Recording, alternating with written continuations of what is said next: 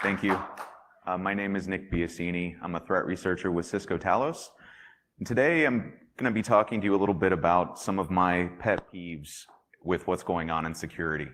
Over the last 6-8 months, there's been a lot in the security industry, big stories, big news, and I'm going to kind of talk about the things that I've seen and see with the way that we're approaching security. Before I get too far into that, I am a threat researcher with Cisco Talos. Spent about 15 years in security, basically my entire career. Started out as an analyst in a SOC, worked as an analyst, lead analyst, managed teams of analysts. I was an IPS engineer for a long time, was a SIM engineer. I like to say I've done everything but development. I am proudly not a coder and will never be. As far as threat hunting and what I do now, most of my research over the last couple of years has been focused primarily on exploit kits. I'm probably best known for the discovery of domain shadowing, which is the technique that exploit kits have been using, basically hacking registrant accounts and using that to host activity under malicious subdomains. And I've also done some research into Angler, kind of exposing how it works and what it was doing in the back end. So what am I here to talk to you about today? There have been a bunch of very high visibility attacks, a couple of high visibility vulnerabilities. They've had major impacts on the internet, and I'm asking the question, why? These types of threats shouldn't necessarily be setting the internet on fire, but yet for some reason they still consistently are. So the basic way that this is going to go is I'm going to talk about the attack, explain some of the technical details, and then I'm going to talk about why this should not have been as severe as it was and the things that we need to do better in the security industry on a day-to-day basis to help make these types of events a thing of the past and just stop repeating this same cycle seemingly over and over again. All right, the first one I'm going to talk about is the one that everybody's the top of basically everyone's mind, WannaCry. Everybody knows what WannaCry was. May 12th was the first time we saw a wormable ransomware attack. We have seen ransomware attacks before this that took the end user out of the equation. You know, historically, the way ransomware works is the end user has to do something. Open an email, click an attachment, go to a web page, something to get compromised. This was the first time where we saw an attack that was wholly self-sufficient, dropping a payload like ransomware. Was making use of the exploits that were provided as part of the shadow brokers dump. So there wasn't a 0-day involved, but yet still it was a huge, huge impact on the world. So let me talk a little bit about how WannaCry worked and what it did. Contrary to popular belief, there was no email vector, there was no other vector. This is a worm. It distributed itself by worming. The way that it did that is it scanned the internet on port 445 or scanned random addresses looking for systems that were listening. If it did find a system that was listening, it would deliver an exploit called Eternal Blue, which was from the shadow brokers dump, and a payload called Double Pulsar. At this point, it then checked to see if one, the exploit was successful and Double Pulsar was delivered, or if Double Pulsar was already installed on the system, as if the system were already compromised.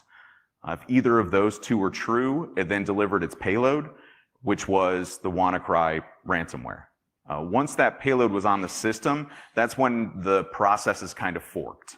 There's two main components to this. The first one was the portion that was responsible for propagation.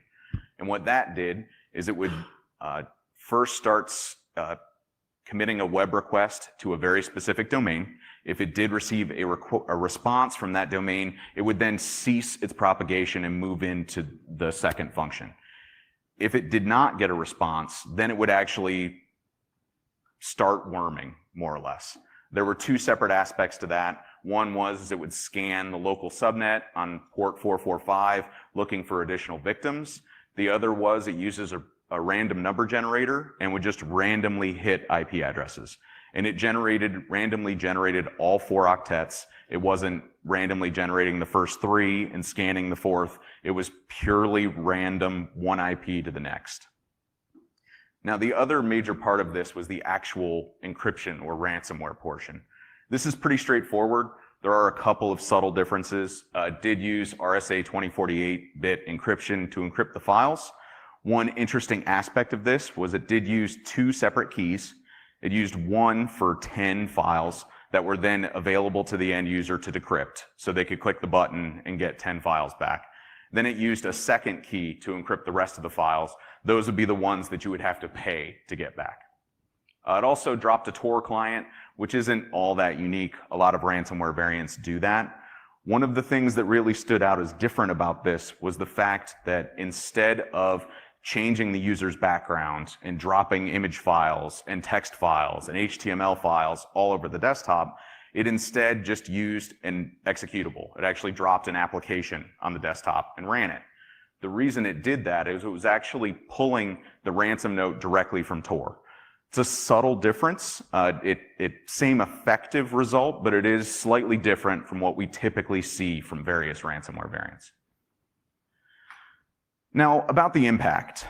When this actually happened, it was like the internet was on fire. There really wasn't, it seemed like there was no end in sight, right? You saw the headlines all over the world, more than 150 countries impacted, people being compromised all over the place. If it wasn't for the kill switch domain side of it, it probably would have been a lot worse. As a comparison, if you look at something like the Slammer worm, which was released 14, 15 years ago, if you open a packet capture or put an IPS sensor out on the open internet within 30 or 45 minutes, you will still see systems that are compromised by Slammer trying to compromise you. That's the thing about worms. They don't ever stop, right? Once they go, they never go away. This theoretically, because of the kill switch domain will, but who knows, 5, 10 years ago, you may start seeing this rear its head again, just because if there's compromised systems, they're always going to be trying to replicate and propagate. That's just the nature of what worms do. So my biggest question to all of this was, why? Why is this happening? I don't understand. I understand it's a worm, it's bad, but why is this setting the internet on fire? Let me talk a little bit about why I was really concerned about this. So this is a calendar, obviously. If you look at when these vulnerabilities were patched, so that's the day the security bulletin came out, March 14th. That's this first circle here. A full month later is when the shadow brokers dump actually occurred.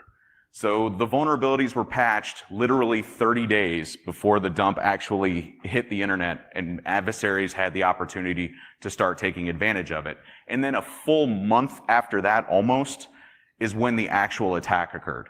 So you had a 2-month window for a full remote code execution critical vulnerability against all versions of Windows running SMB.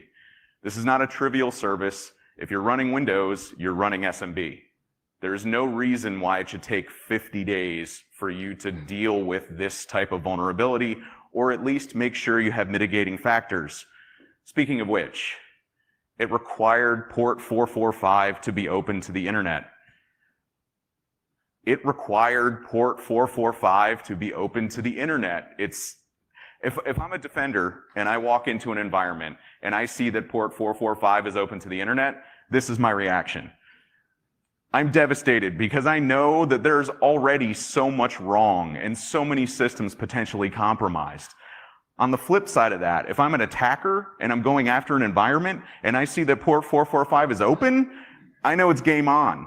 I know I have just a huge repertoire of things that I can go after. It just doesn't make sense to me why this set the internet on fire when it does something like requiring you to have SMB open to the internet. Let me talk a little bit about defense. There's a bunch of things you could have done to help mitigate this. The first and most obvious is disable SMB v1. I understand enterprise environments, you have legacy applications, legacy systems, may not allow you to disable SMB v1. If you're a home user, number one, you probably shouldn't connect your laptop or your PC directly into the internet and allow everything in. But there's no need for you to have SMB v1 in your own environment, right? That's the first and easiest thing you could have done. Additionally, by default, Modern versions of Windows do not allow port 445 to be accessible on the internet. Maybe don't allow port 445 out to the internet. Seems like common sense, but apparently it's not. Patching. This is a tough one, right? In an enterprise environment, it can be difficult to deal with patching. I've spent most of my career in enterprise environments. It can be a challenge. However, having more than 50 days to help deal with this should have been something that should have had very high visibility in your organization, should have been escalated immediately to management and to the various groups inside your environment to say, look, this is serious. Understand that, yes, we have port 445 blocked on the internet, but if someone manages to get inside, this could be a very, very catastrophic event. And again, firewall, don't allow 445 from the internet, please. If there's one thing to take away, make sure you have a firewall rule that says deny IP any 445 on your border. It's probably a good one. And then defense in depth. Like if you had an IPS that was worth its salt in 50 days after this type of vulnerability is out, you should have had coverage at the network level. This should have never even impacted your systems because you should have had IPSs in line somewhere along the way. And then again, the kill switch domain thing, it was just an odd characteristic for something like a worm.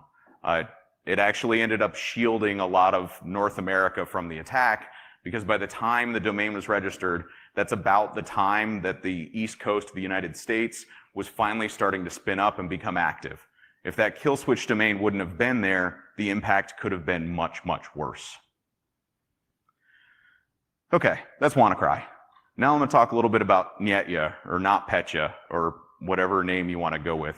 This was a different animal than WannaCry, but did have very similar aspects and similar things we could have done better. Those of you that aren't familiar, it made huge news. This was a big attack, attacking lots and lots of people, primarily inside Ukraine. Now, however, it wasn't just Ukraine that was impacted, and I'll talk a little bit more about some of the reasons why there were other entities that were affected.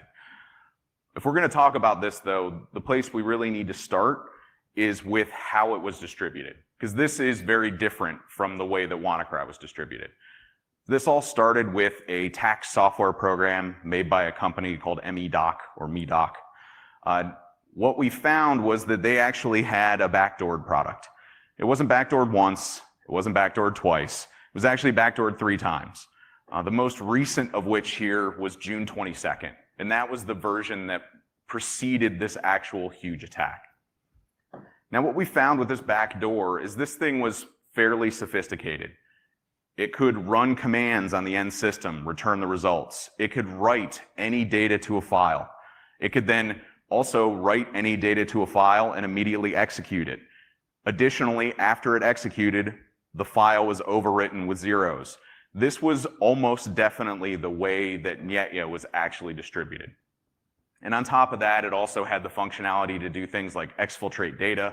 It could upload a file to a server. This was a fully functional backdoor that was not something trivial to do. I mean, this is a true supply chain type attack that had huge ramifications inside Ukraine. Now, as far as the actual timeline is concerned, here's what we found. We found a malicious actor had stolen credentials and was able to SU to root on a web server. They then modified the web server configuration to point all the traffic to a proxy. That proxy was actually a server that was in OVH. OVH is a very large European hosting provider. We were able to confirm logs pointing to that particular server, and we also were able to confirm the last connection from that proxy server. The actual window of attack here is only a little over 3 hours. So there was only 3 hours where this was actively being distributed. Shortly after that time, we saw the original server configuration restored. We saw a disconnect from an IP address on that server, and we saw the server at OVH getting completely wiped with devnull, basically making it useless.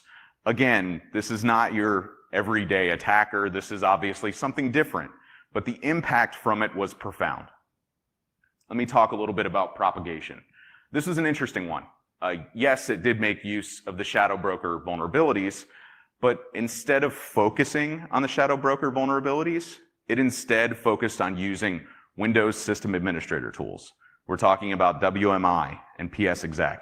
It would then use those to try and replicate around the network, and then only rely on Eternal Romance, which was the exploit as part of shadow brokers, and Eternal Blue and Double Pulsar as a failback.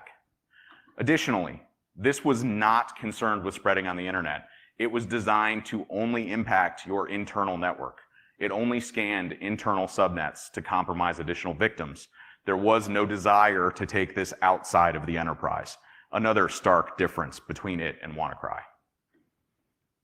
Now, the way it was actually able to move around the network and make use of tools like WMI and PSExec is it did have a modified version of Mimikatz embedded in the application.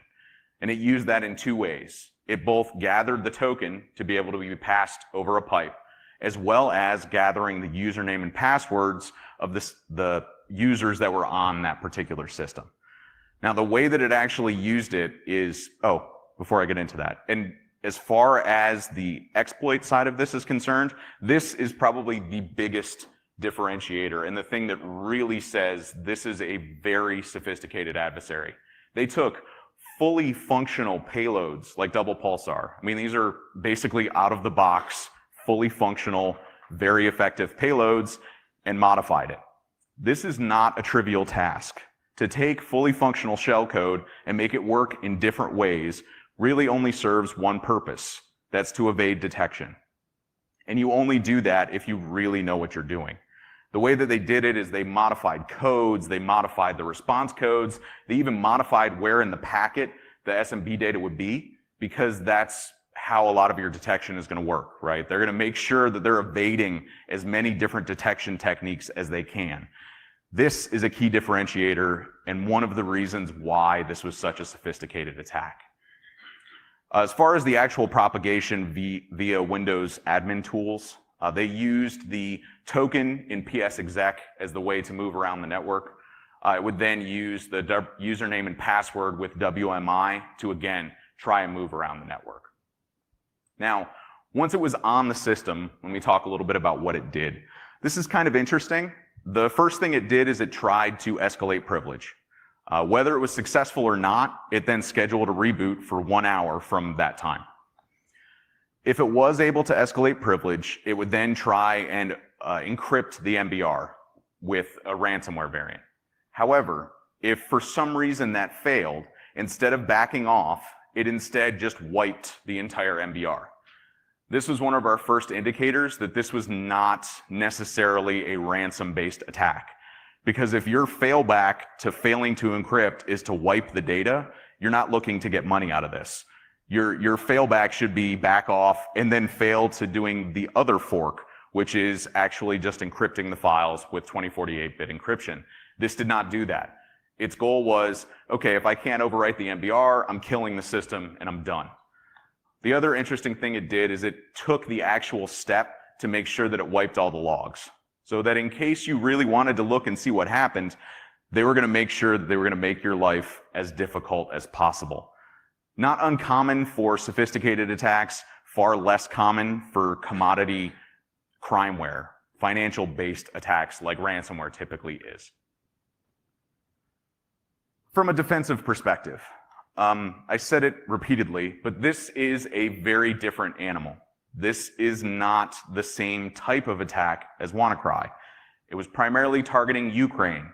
It was distributed via a supply chain attack to a very specific type of tax software. It did use the shadow broker vulnerabilities, but it only was using it as a failback. It wasn't a primary method of exploitation or propagation. It was a fail-safe in case they weren't able to use those admin tools that are found on basically every Windows system. They did also have a customized version of Mimikatz. I guess I should mention Mimikatz, a very common credential stealing software that's very heavily used by adversaries and pen testers around the world. It's a great way to gather credentials. They had a customized version of it. Additionally, they took the effort to actually rewrite the Double Pulsar vulnerability or exploit. That is not typical behavior But this being said, there are still lots of things that could have been done to make this less effective than it was. And the biggest one is this. Why is this becoming our methodology for building a network? It shouldn't be, here's the outside, here's the inside, and then we have this little line of security at the border. This is not how you do network design, and for some reason, we keep seeing this over and over and over again. The idea that having a flat network is a good idea, yes, it does make life simpler. And this is kind of a common theme. Just because it's simple or it's easy doesn't mean that's the way you should do it.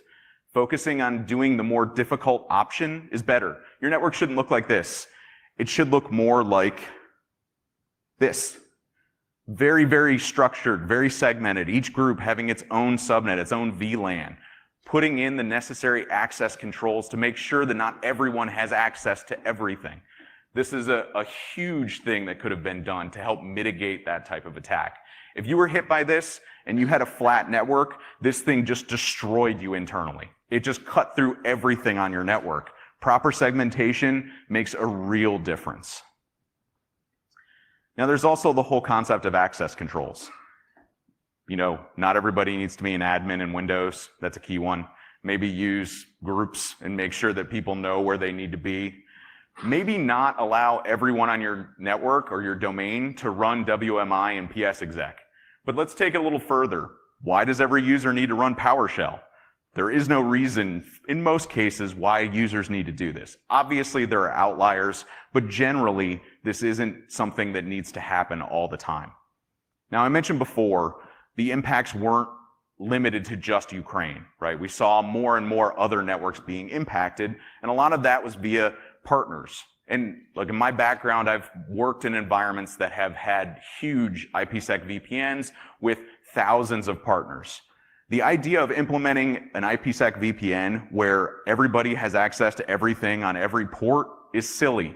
I don't understand why people are doing this. Restrict what systems have access to what. You probably don't need to allow SMB between you and your partner, because unless you're sharing a domain, I don't really understand what the purpose would be.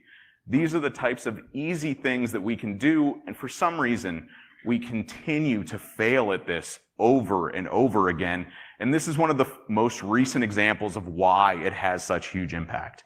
And again, you can do isolation via VLANs, making sure you have ACLs in place. These are the types of basic things that we can do that for some reason we are continually failing at. Okay, now I'm going to talk a little bit about vulnerabilities. And let me be clear here. I understand the value and importance of finding vulnerabilities, patching vulnerabilities. That's a very key part of what we do. That being said, we have got to calm down with the obsession over 0 days and vulnerabilities. Every vulnerability that comes out gets a logo, a name, a website, a podcast, you name it. I just don't get it. Like, vulnerabilities are horrible. They have a place, absolutely. But we need to kind of take a step back. When you have port 445 open to the internet, you being obsessed about this vulnerability makes absolutely no sense. But for some reason, that's where we sit today in security. Let me talk a little bit about the AMT vuln. It's a severe vulnerability. I understand that. It definitely has impact, but it specifically is around your out-of-band management. Okay? Your out-of-band management is typically the way that you get console access to your server if something is wrong, right? If you can't access it via your normal network interface, use out-of-band management to get there. But my question is, why was this so headline grabbing? I mean, this makes it sound like the sky is falling because there's a vulnerability against your out-of-bound management interface. The question I have is, who implements this? Who takes their internet and connects, you have like 3 ports on your server. Who connects the port that is used for your web server and then connects your out-of-band management on the same IP or the next IP address in the same VLAN and makes it accessible over the internet? I don't understand that. What's worse is I don't even understand who does this. Who gives access to all of their users to the out-of-bound management interface? There are 2 groups that should have access to your out-of-bound management. Security, system administration. That is it. I understand the application owners may desire that level of access, but then you use something like a jump server. You have a particular system that only they have access to. You then use that system to log into the out-of-bound management. This is not rocket science, but for some reason, this is still a major issue in security today. I just don't understand it. So how bad is it? You know, what state are we actually in? Yes, we saw WannaCry set the internet on fire. We saw Nyetya have a huge impact. The Intel AMT vuln was huge news, but how bad really is this? Well, let's start with port 445. Using Shodan in May, that is the amount of internet connected systems that had port 445 open to the internet. Now I realize port 445 is not exclusive to Windows, right? You have Linux systems that use Samba, but if you recall, earlier this year, there was a very critical RCE vulnerability against Samba on Linux platforms. So all of these systems are all potentially impacted by these types of vulns, but for some reason, there's almost 1 million systems listening on port 4.5 on the internet. I just don't get it. Like, in an enterprise environment, you should have firewalls in place. At home, you should be connecting via Wi-Fi or through your own router. Things like port 445 being open to the internet are not allowed by default. You have to go out of your way to configure this. Even at the OS level, you have to go out of your way to configure this, but still, here we sit with almost 1 million systems potentially available and ownable because of that type of threat. And then as far as Intel AMT is concerned, there's 6,400 approximately systems that were listening on the internet for your out-of-bound management. That number is almost scarier to me because I don't understand how this happens. Even in a hosting provider doesn't do this, right? Your out-of-band management is not available from the internet. You can get to it, but you have to jump through hoops to get there. That's the whole point. It's very critical. You do not want this open to the internet. Even though it has a username and password on it, we all know how successful having a username and password on an interface works. It doesn't. People can crack it, especially if it's just sitting there out on the internet. Are you monitoring it? Do you know how many times people are logging into it? These are all things that for some reason we continue to fail at. This is probably my favorite headline from WannaCry. This is not new.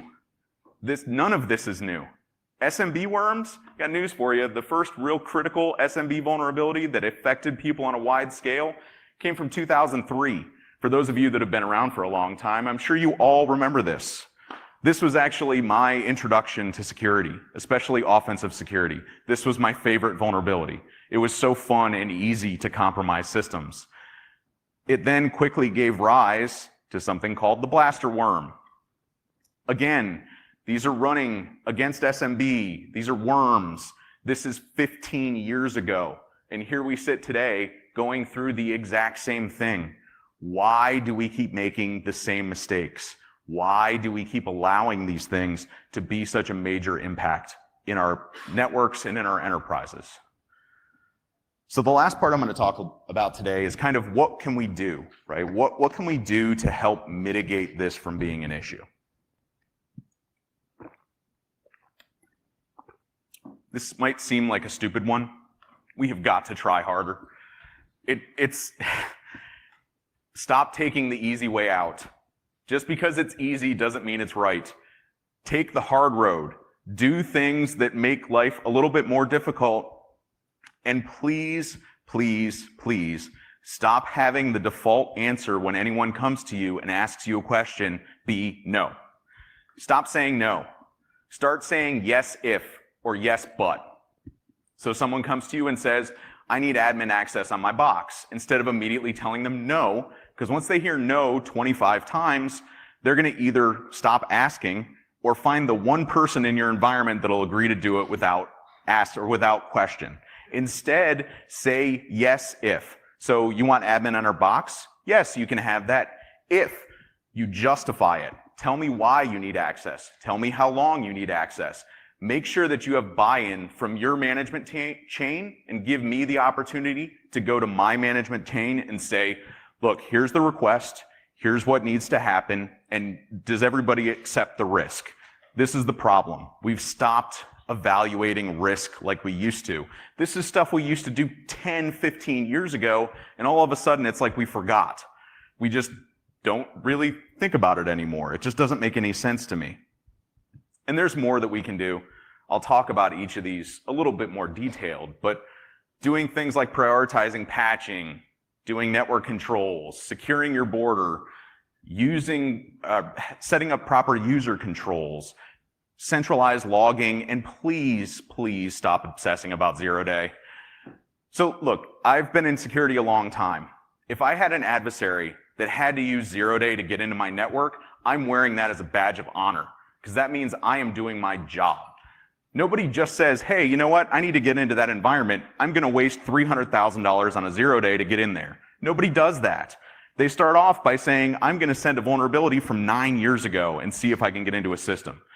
If somebody has to use a zero-day, you should be proud, because then it costs them several $100,000 to get in instead of them just being able to, I don't know, connect via an SMB connection from the internet. These are the types of things that for some reason we are utterly obsessed with and just is not practical. So let me start by talking about patching. Look, I've been in enterprise environments. You need to have deployment schedules. You need to have testing criteria. You need to have the groups that understand and buy in from everyone saying, here are the groups of systems we're going to patch. Here are the criteria we're going to use to get through this. Most critically, you have to get buy-in from the sysadmins, from your management. Make sure that they understand this is a big deal and here's why. And in the case of things like the shadow brokers dump, you need to have an accelerated patch process. Not the overwhelming majority of patches will never require it. But every once in a while, you're going to have that one vulnerability that you know would be devastating to you. You need to have a procedure in place to get the ball rolling, get the patching started, get everything done quickly and effectively. Or at the very least, have compensating controls. And look, in today's world, a 6-month patch cycle is unacceptable. You can't wait 6 months for a critical or a high vulnerability, or even a low vulnerability that has huge impact in your environment. That's another thing. Stop just evaluating the vulnerability based on the severity the vendor gives it. Just because it's a low vulnerability to the vendor does not mean it's a low vulnerability in your environment. Because it may be difficult to attack doesn't matter if you have 1,000 servers facing the internet that are potentially susceptible to the attack.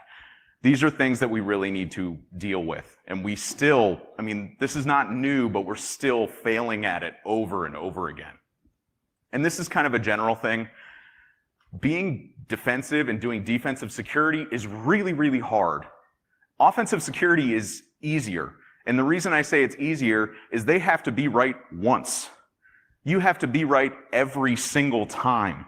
It is very, very difficult, but for some reason we still, we haven't gotten it yet. I keep hoping that it's going to get better, but it systematically seems to have gotten worse over the last 5 or 10 years.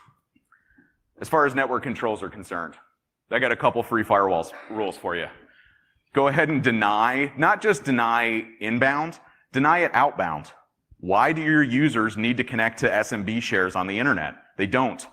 Do you want to facilitate the spread of the next WannaCry? Do you want to facilitate someone being able to exfiltrate data out of your network just because they can connect to an SMB share? These are all things that we should be doing. I've said it before, network segmentation, doing proper network segmentation. This is a key one, audits. Audit your firewall.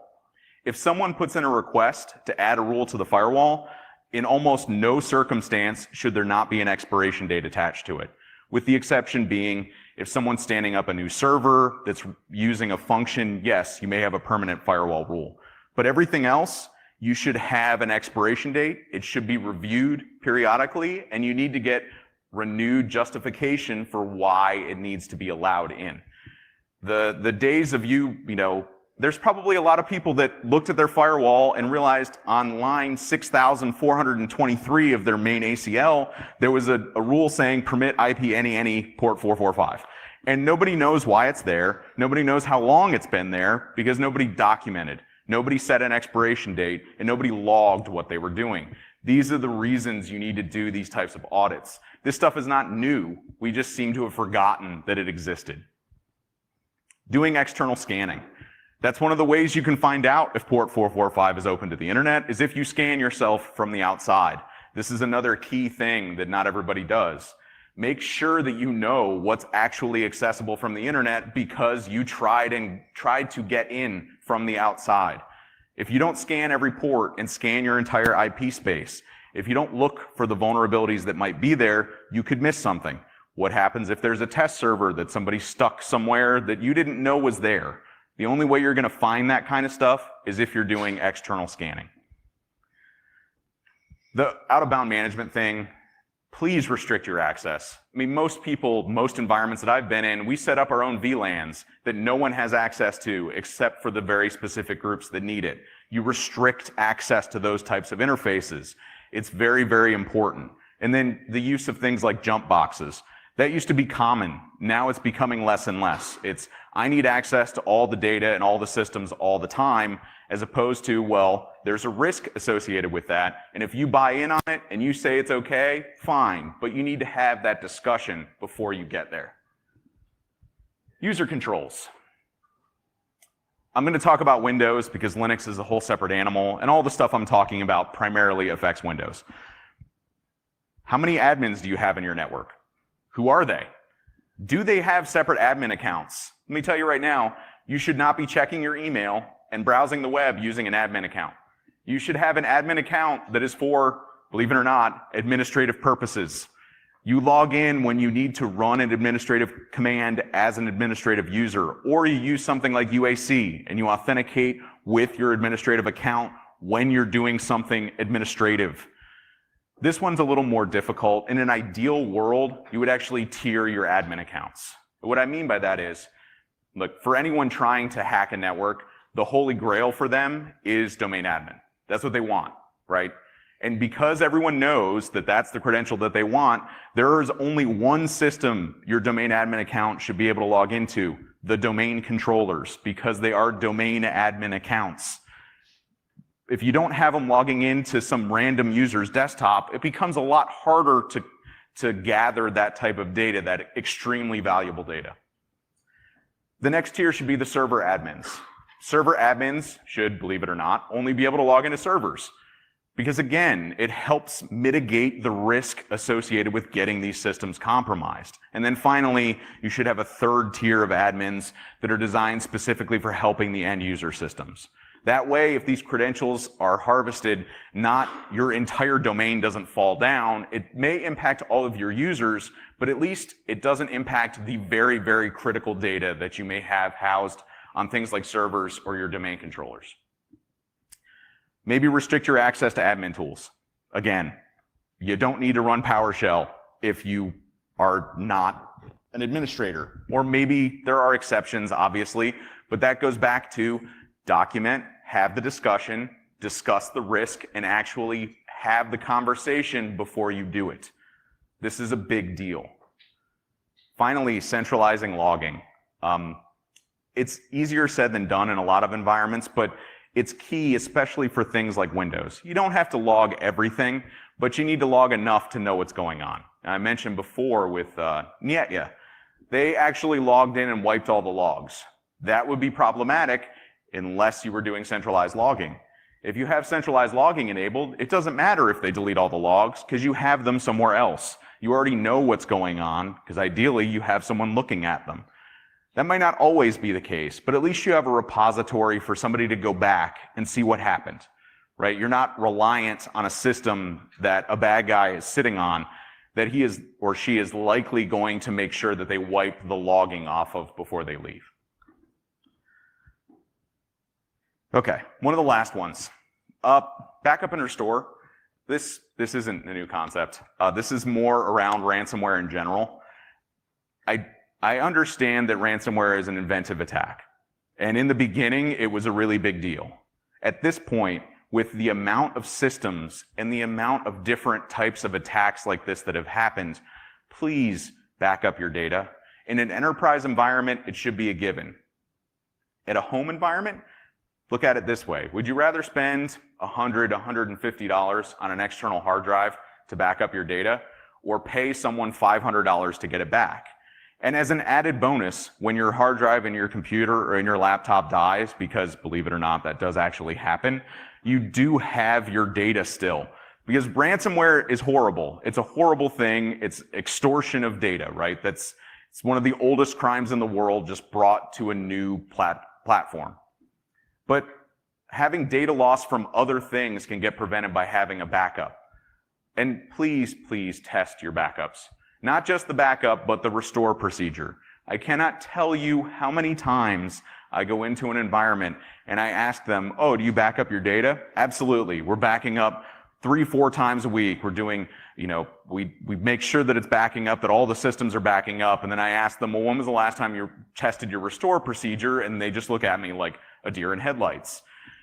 You have to test your procedure. Anytime you upgrade any software associated with your backup, you need to test your restore procedures, because there's nothing worse than assuming that you have your data and something horrible happens and you need to restore from it and you realize, oh no, it doesn't work because we didn't test it. This is not new things, but for some reason, we have moved further and further away from it. This is the last one. I just don't understand the obsession with 0 day. Again, 0 days are important. They do affect people. But if you are getting compromised by a 0 day, you should legitimately be proud. I'm sorry. I mean, there are exceptions. Obviously, if like Angler Exploit Kit was dropping a 0 day in Flash, it's going to compromise a lot of systems. But that is not the normal way that 0 days come out. They don't start by being exploited in the wild unilaterally across the internet. They're usually used in extremely targeted attacks. If you spent millions of dollars on a software solution to stop 0 days from attacking you, but have port 445 open to the internet, you have completely backwards priorities. You need to go back to basics. We need to take a step back, move back to the times of, believe it or not, the late 90s, early 2000s. Sadly, we almost did security better then than we do today. I don't understand it. All right, in conclusion, look, SMB worms aren't new. We've seen them as far back as 2003. That's 15 years ago. All of this stuff continues to be cyclical, much like word macros. Not new. They've been around for a really, really long time. They fell out of favor and now have come back. And don't get me wrong, we're making strides in securing our systems better and better. But just because a system has security protections in place doesn't mean that we can be stupid about how we implement our networks and our security infrastructure. We have to be smarter about this than we are today. It bothers me. And look, if you're looking for guidelines, I know it's a US government document and it's probably bloated in hundreds, if not thousands of pages, but looking at something like NIST 800-53 is a great starting point. And it's going to take a long time to implement these if you're starting from square zero, if you will. But take baby steps. Take one of the controls that's in there and start looking at how you can implement it in your environment. Have the conversation with your boss and with management in your environment and say, look, this is potentially a huge issue. We need to start somewhere, so let's start somewhere small. Like, you're not going to go from a flat network to a perfectly segmented network in a day or in a week or in a month. It takes time. It takes effort. Stop taking the easy path. Sometimes it's worth it taking the hard path. You're going to reap so much more benefit if you take the effort and really work at making your environment as secure as it can be. And just do common sense security. I mean, this isn't new. Patching, everybody knows the criticality of patching, and we are making strides on the consumer side, right? The enterprise side needs to catch up. The consumer side, the patching is fast. And look, there are organizations and environments that do this very, very well, but it apparently is not most of us. Because if there's a million systems out on the internet that are listening on port 445 and a threat that was patched 2 months ago is still ravaging networks, we're not there yet. implementing your network controls, basic network controls, the concept of least privilege. It's a big one, it's an important one, and a lot of these threats are mitigated drastically by doing that type of behavior. This isn't rocket science. It's really not. And you have to remember, it's not the user's fault, okay? Human nature is to help.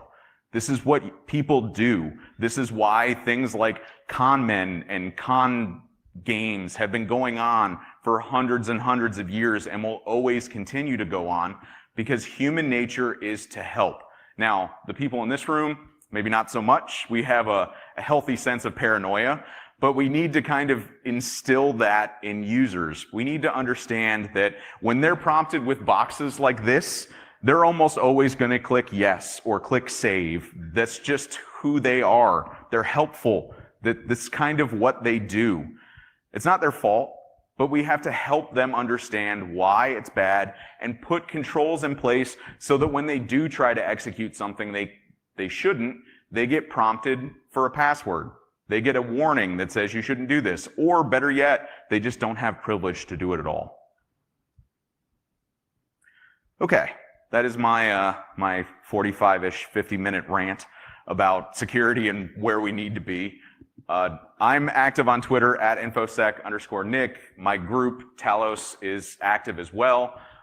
We are actively hiring in the region, so if you are interested and want to join me at ranting about security and doing fun research, please let me know. Does anybody have any questions? I still have 10-ish minutes left to go. Yeah.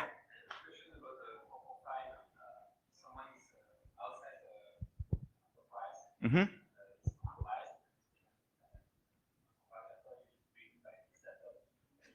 Yeah.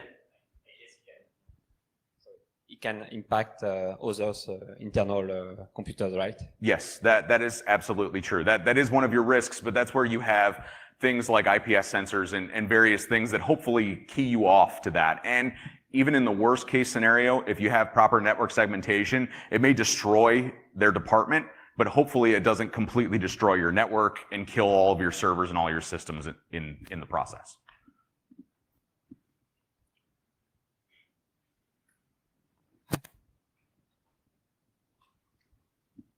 Hi.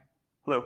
Thanks. When we are talking about like patch cycle, backup data, segmentation, and centralized logging, so for each section there's a cost involved. Mm-hmm. So why we are not doing? Because of the cost. It's true. There is cost, and that. So, oh, go ahead. Yeah. So how we make it easier for the users to get help with this cost? So in an enterprise environment, it's a little bit different. Obviously, you kind of have to prioritize. You have budgets, not of just monetary budgets, but you even have like human budget, right? How many resources do you have to develop something? That's all about prioritization of what the most important things are to do. From an end user perspective, that's a little bit more difficult. Some of the things is, how about you don't help them along the way? Like port 445, not open to the internet by default. You have to add a firewall rule into Windows to allow you to have that access. Those are the types of things that you have to kind of think about and be better at. Those are the things. It's more education perspective from an end user perspective than anything else. Yeah, but when you're talking about 445, it's not the only way this kind of attack can be dealt, because there is a more sophisticated way to attack like WannaCry or Petaware, mm-hmm. where you have a file in a mail, you downloaded it, and it actually started spreading internally, kind of lateral movement. Mm-hmm. So you don't have open 4.5 in internet, but you have in intranet. So still you are got attacked and you have. Yeah, I agree. You still are always going to have risk, but the idea here is minimize it, right? Take the things that should not affect you and take them out of the equation. There's always going to be the sophisticated attack or the sophisticated way to get something done. You're not going to eliminate your vulnerability to this, but it's about narrowing the scope, right? You got to make sure that the things that are just ravaging out there on the internet aren't as easily affecting you as they can be. It's those types of little wins that we have to take, because we're still a long way off from having to worry about the more advanced approaches, unfortunately. Yeah?